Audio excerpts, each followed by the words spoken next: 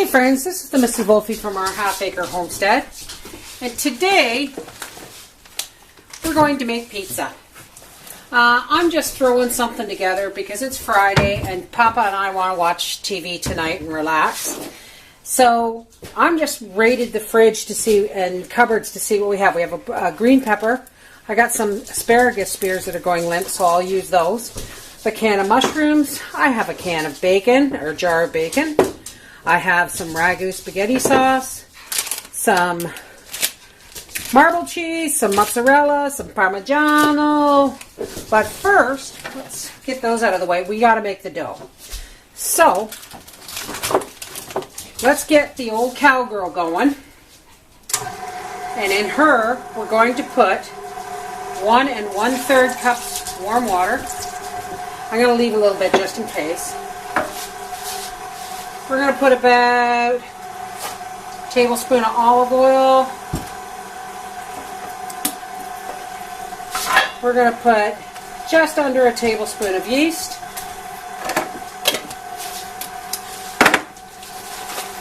About a half a teaspoon of salt. And then we're just going to start adding in 3 cups of flour.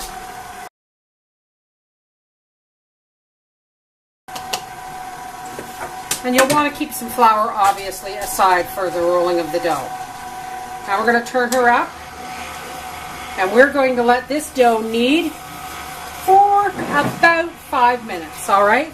In the meantime, I'm going to start organizing my toppings. My toppings, like the peppers and the onions and the bacon, because obviously this is canned, but it's cooked, I'm going to saute them just to make sure that they're going to be nice and tender when we bake our pizza.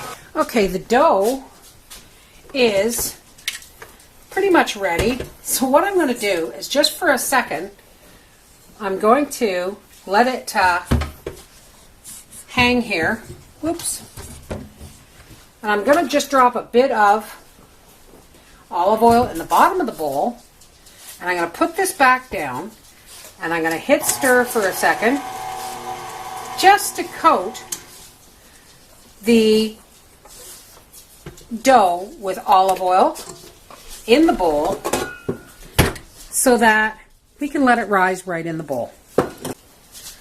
I'm just going to cover this bowl and we'll let that dough rise for about 45 minutes. Meantime, let's start working on our toppings. Now I know people put fresh toppings on their pizza. But you know what, folks? Sometimes fresh toppings, they take longer to cook in the oven. When really all that needs to be cooked is the dough. And if you cook your toppings ahead of time, it makes them tender. And you can drain a lot of the fat off, like this bacon as well. So let's get this bacon going. And I'm going to get out my cutting board and get the vegetables ready. I'm just going to take the top off these asparagus spears and use them.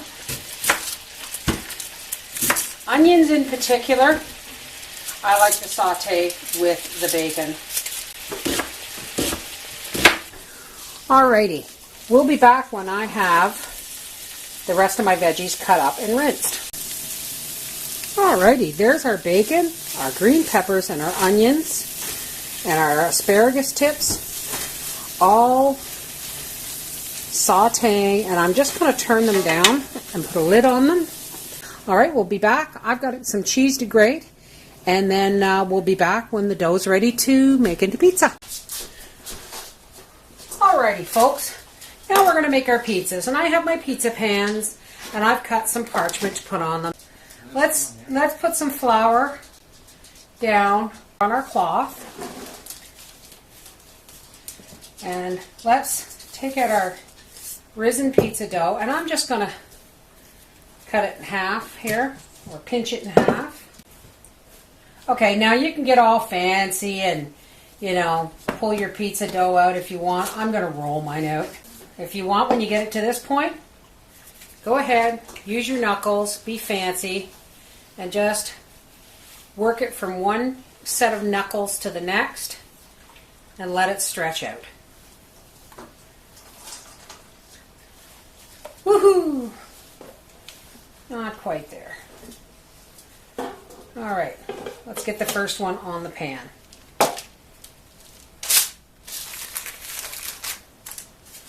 Now I know in the past I have done videos on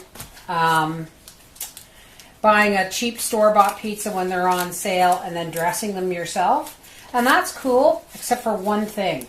Ever since finding out that they were putting wood pulp in certain types of bread doughs, I no longer trust the process that they go through for making them.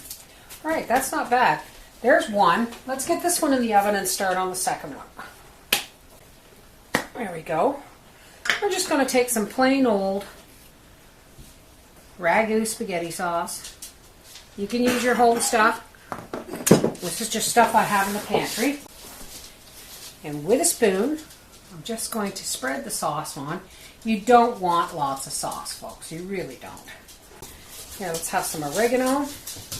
You don't want too much oregano. It's pretty powerful stuff. A little bit of garlic powder. Just a little bit. All right, now let's take half of our toppings. The bacon and the onions. You know what? This is going to work much better if I do this. Guys, will you stop? The dogs are having their evening tear about. Only it's not evening. It's only 4:45. Oh, guys, stop. As you can tell by the jerk of the camera there, my dogs are having a wonderful time. All right. That's about half of the bowl. You can go ahead and add all kinds of toppings, whatever you want, whatever you got in the fridge. You can do broccoli. You can do asparagus spears, which we have in here.